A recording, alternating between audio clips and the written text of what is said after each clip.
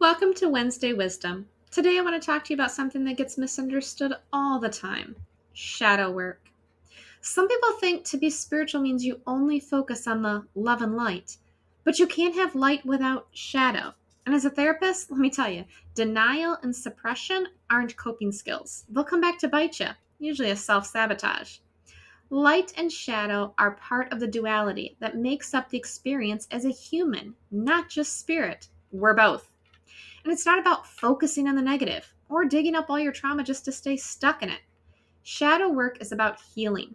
It's about recognizing the parts of us we've hidden away, usually because of old wounds, and bringing them back into the light with compassion. So, wound versus shadow. Here's the difference. A wound is the original hurt. Maybe as a kid you asked for help and nobody came. You felt abandoned, unseen, or unworthy. That's the wound. The shadow is what happens when the wound never fully heals. It gets buried and it turns into protective patterns. For example, as an adult, you might carry the belief that asking for help is weakness, or I can't rely on anyone, so I'll just do it myself, independent to a fault. That's the shadow speaking. So, wounds are the cut, shadows are the scar tissue that forms when it heals wrong, and now it pulls on everything else in your life. How it shows up in your daily life. Maybe you've had surgery and you're supposed to rest, but you refuse to ask for help.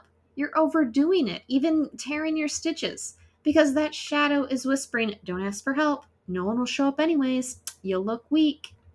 This is how shadow shows up: as self sabotage, as ego defenses, as patterns that keep us safe in the moment, but keep us stuck in the long run. Healing the shadow. Shadow work isn't about fighting with that part of yourself. It's about sitting down with it. It's about saying, I see you. I see how you felt abandoned back then. That was so painful. But you're not alone anymore. I'm here now. And it's safe to ask for help. And even if someone can't help me in the moment, doesn't mean I don't deserve to be cared for. When you do that, you're reparenting the wound and dissolving the shadow.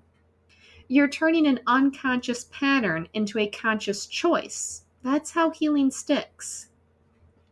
So, shadow work isn't about focusing on the negative, it's about reclaiming your wholeness. It's about noticing when old wounds are running the show. And instead of shaming them or ignoring and suppressing them, we meet them with compassion and bring them back into the light. And when you do that, you stop self sabotaging. You stop running on old programs and you start living from a place of freedom and choice.